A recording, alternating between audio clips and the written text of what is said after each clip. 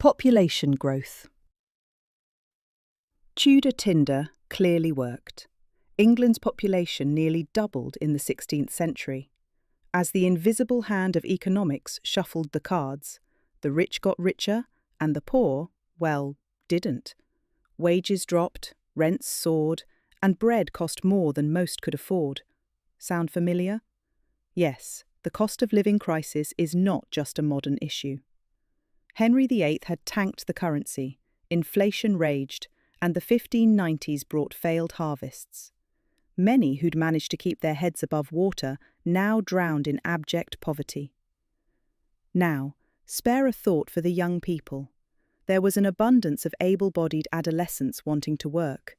Traditional 7-year apprenticeships became harder to get, especially for the poor. Guilds closed ranks, and opportunities came down to who you knew. So, many turned to seasonal farm work, piece labour in the cloth industry, or whatever they could to make ends meet. Changes in the countryside. Once, villages were surrounded by open communal fields. The poor used common land to graze animals, gather firewood, fish, or dig peat. Not the guy, though he is cool. They didn't own the land, but had long been protected by tradition. Then came enclosure. Sheep farming was where all the money could be made. Landowners fenced off common land, evicting tenants or hiking rents to push them out. Yeoman farmers might just manage, but labourers were made homeless. Some, like Thomas Wolsey, tried to make a law banning the appropriation of arable land for sheep farming. But guess who the local magistrates were? The people who would need to enforce this law? You guessed it, landowners. By 1600, around 1/5 of England's land was enclosed, and countless families were displaced, swelling the numbers of vagrants and beggars. Many of these economic migrants drifted towards the towns. Actually, it's not that simple. History is never that simple. To be honest, it is worth Googling the tragedy of the commons for some intellectual criticism of the bucolic dream destroyed by enclosure, but I'll let you do that for yourself. Enclosure did lead to less overfarming, erosion and soil exhaustion. Livestock became healthier as farmers invested more in animal welfare and shared tips on good husbandry. Love this word, just love it. None of this mattered to those who were displaced and desperate, of course.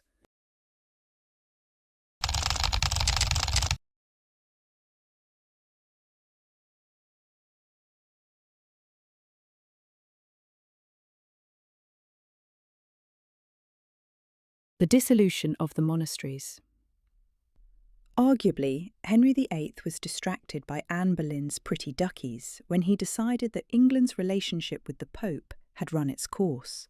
The lives of the ruler of England and the Bishop of Rome had been intertwined since the 6th century, but, as with many a long-term relationship, things became stale. German Roman Catholic monk Martin Luther, not king, never king, could see that the Pope needed to make some changes, 95 ideally.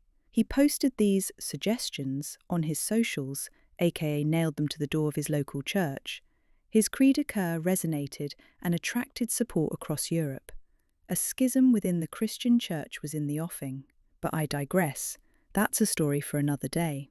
As far as Henry VIII was concerned, he needed a quickie divorce from Catherine of Aragon, so that he could get his hands on some pretty duckies and get making a male heir.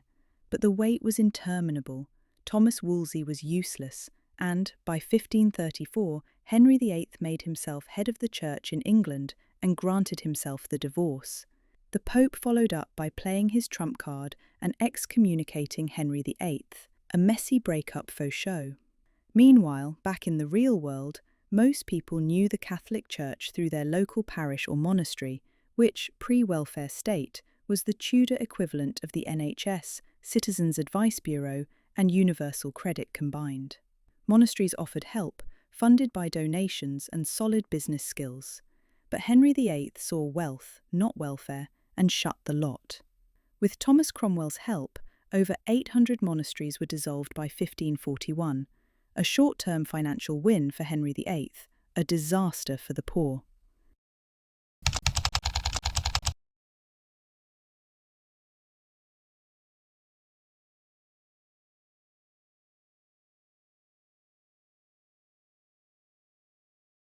The cloth trade. Cue the 1500s gig economy. 0 hours work was the norm. Seasonal planting and harvesting, or home-based putting out labour in the cloth industry. England was the place for woolen cloth. Heavy, dark, a bit itchy, but all the rage in continental Europe. Over 80% of English exports were woolen. Whole towns, Norwich, good mustard, Colchester, good glasshouse, Leeds, good rhubarb, became weaving powerhouses. The putting out system was a home-based cottage industry. Wool came in and the household spun, wove, fulled, short pause, yes, a real word, and dyed it. Lots of tasks, lots of jobs.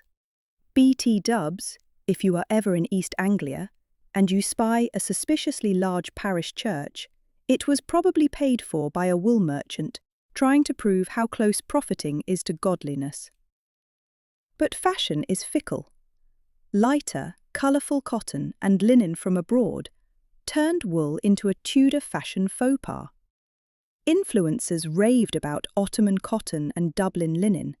Demand for woolen cloth dropped. Hours were cut and the industry slumped. Enter Queen Elizabeth I and her great idea. Provoke Spain, cue the Spanish Armada, and a breakdown in trade with, surprise, the Spanish Netherlands.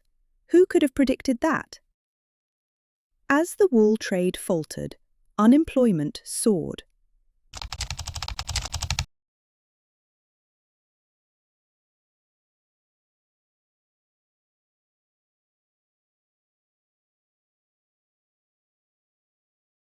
Returning veterans. Tudor England loved a war. France, Scotland, Spain, Ireland, any excuse. Jingoism rose, and so did taxes. The human cost was huge. Soldiers returned broken, physically, mentally, emotionally, with no help for heroes or Royal British Legion to support them. At best, they might get 1 of 10 beds in the Naval Hospital at Chatham. At worst, they were homeless and hopeless.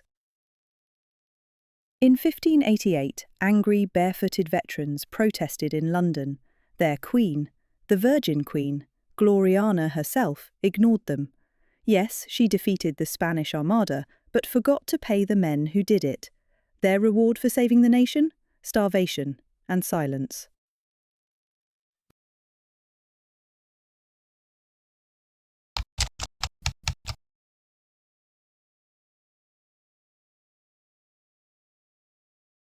Summary. The Tudor century saw huge changes in society, with a distinct move away from community and tradition towards early market-led capitalism. The rich benefited, but at the expense of many people towards the bottom of the social hierarchy. This upheaval catalysed changes in how the poor were supported and laid the foundations for the modern welfare state. Hopefully this overview has been useful. Until next time, thank you for tanking.